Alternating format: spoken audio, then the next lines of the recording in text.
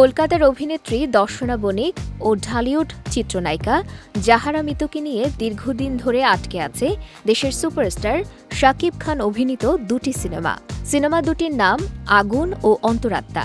মুক্তির মিছিলে এই দুটি সিনেমা কবে আসবে সে নিয়ে রয়েছে নানা অনিশ্চয়তা।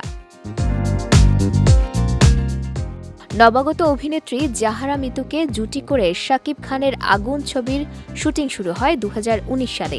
মাঝে প্রযোজকের ঝামেলার কারণে দীর্ঘদিন বন্ধ থাকে শুটিং।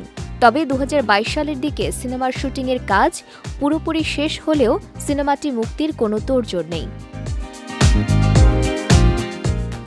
একই অবস্থা অন্তরাত্মা সিনেমার ক্ষেত্রেও। কলকাতার দর্শনা বণিকের বিপরীতে অভিনয় করা শাকিব খানের এই ছবিটিও মুক্তির দেখা পায়নি। ২০২১ সালে শুটিংয়ের কাজ শুরু হয়ে সে বছরই এ সিনেমার কাজ পুরোপুরি শেষ হয়।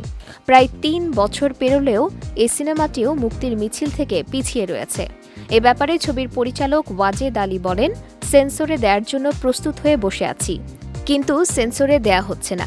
মুক্তির জন্য সঠিক সময় এলেই মুক্তি দেয়া হবে দীর্ঘ সময় ঝুলে থাকা এই সিনেমা।